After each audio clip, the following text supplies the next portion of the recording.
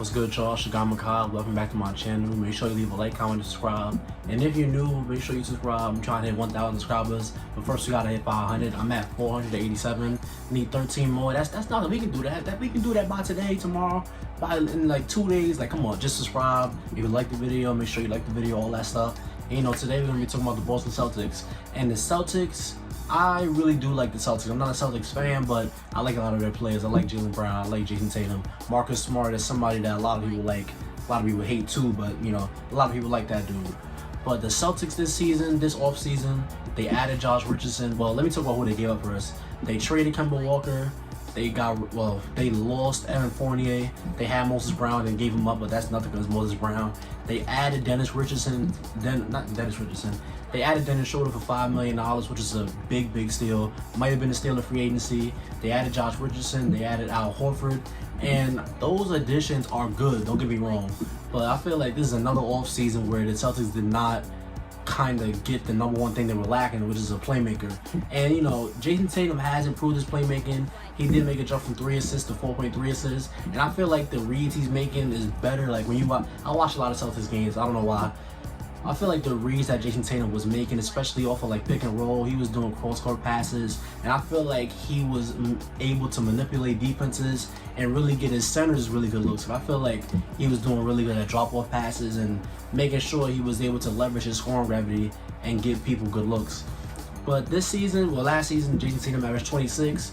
Last season, Jaylen Brown averaged 24. They had 2 All-Stars, and those 2 All-Stars are both two-way wings, but Jaylen Brown, everybody knows, it's no secret, he can always improve his off-ball defense. He's good on ball, so I feel like he's a good defender overall. Jason Tatum is one of the best two-way wings in the NBA, and Marcus Smart is one of the best guard defenders in the NBA.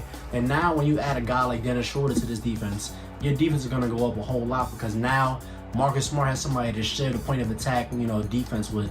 Now Dennis Schroder can, you know, guard the best perimeter player, you know, on certain nights, and on different nights Marcus Smart can guard that dude. So I feel like defensively they got better this season. You get rid of Kemba, you add Dennis, there's better defense. But the offense though, I feel like when you lose Kemba, and Kemba was always injured, so they were playing a lot without him anyway. So adding Dennis is good to replace Kemba, but it's a clear downgrade in talent. Dennis Schroder is not a good three-point shooter. He's good at getting to the rim, but when the shot is not falling, it gets a little rough. We saw how he was in the playoffs, and I feel like for this team, you have to go out and get Dennis Schroder at $5 million, but I would have rather somebody who could shoot. But that's besides the point. I do like the Dennis pick. Let me make that clear.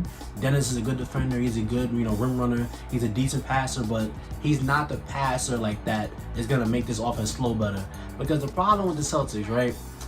All they do is it feels like it's very like ISO heavy. It's just they don't run a lot of motion sets. They don't run a lot of, you know, modern NBA sets. I feel like it's really just here, JT, you know, run a pick and roll or get an ISO in between. Here, Jaylen Brown, run a pick and roll, get an ISO in between. There's no, you know, there's no cutting. It's just everybody standing around watching JT work or watching JB work or watching whoever has the ball work. And I feel like losing Evan Fournier was a kind of an L because, you know, I feel like they could have re-signed him. But, you know, it is what it is. Evan Fournier wasn't, you know, he's not somebody you lose sleep over, but now when you look at the Celtics bench, it's like, what's going on there? They got Peyton Pritchard coming off the bench. They got Naismith. They got Al Horford. They got Josh Richardson. Oh, if you think Josh Richardson should start, then, you know, how you want to do that. But none of those names really impress me. I do think that, what's his name? I do think that Rob Williams could have a better season this year. He seems to get more healthy as time goes on. And I feel like last year he wasn't, you know, as Brad Stevens said, he was limiting his minutes because he didn't know how his health was going to go. But I feel like he showed enough last year. He started enough games last year to where we could be like, okay, this guy can be our starting center moving forward. He's really athletic. He's a good drop big. He has a little bit of mobility, so you can, you know, when catching hedge with him, I feel like he's a good defensive big man. But Al Horford off the bench, he's not the same as he once was defensively, obviously. And I feel like teams aren't really going to be afraid of his shooting.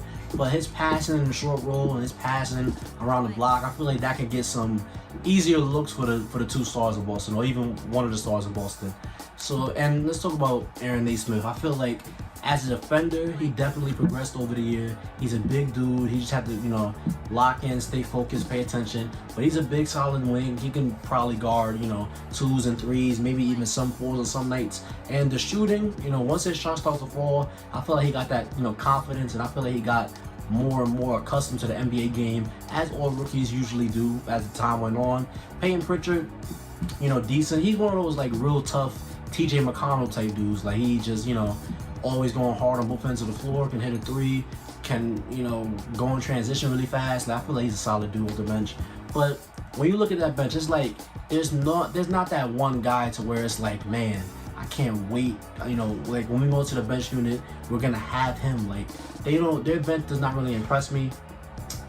But it's really a wait and see kind of thing with what offense they're gonna run, because Brad Stevens is no longer the coach. You didn't know, he's the GM now. They hired Ime Udoka, and I don't know much about him coaching wise. I don't know what kind of system he runs. I know he has history with Jason Tatum, but I don't know if he's gonna run more movement, offense, or if it's gonna be, same old. He has said he wants Jason Tatum, and he has said that he wants JT and JB to be better playmakers and to make more. And he has, came out and openly criticized Brad Stevens for the Celtics being so low in assists and so low in just moving the ball around. So I think with more movement in this system, Jason Tatum and Jaylen Brown are going to be able to get easier buckets, and the offense is going to flow a lot more. And, this Celtics team, I can see them being 4th in the East.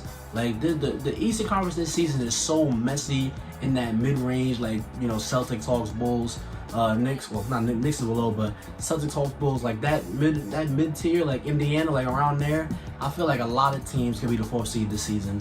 And depending on what we see from Philadelphia, some teams can even pop up to the 3rd seed. So I don't think the Celtics are going to be as bad as they were last year. It would take probably some bad health luck again this year, but I think I can see them being like 4th, 5th seed. Worst case scenario, I can see them being 7th seed and having to win a playing game. But yeah, man, I'm excited. I think with Kemba Walker leaving, this is going to give Jason Tatum more opportunity to be able to become a better playmaker. It's going to give him more opportunity to be able to, create for his teammates more. It's going to give him more touches. And the same thing for Jaylen Brown. If he can improve his playmaking, you have 2 decent playmaking two-way wings, and I feel like that's going to take you a long way in the NBA today. So yeah, that's what I think about the Celtics. I think they can win, north of 45 games. I think I like the whole 2-star scenario thing. A lot of teams have 3 stars, that's better, but the whole 2-wing thing, I like it a lot. But yeah, man, if you say to this video, thank you. Don't forget to like, comment, and subscribe, and I'll see you on the next one.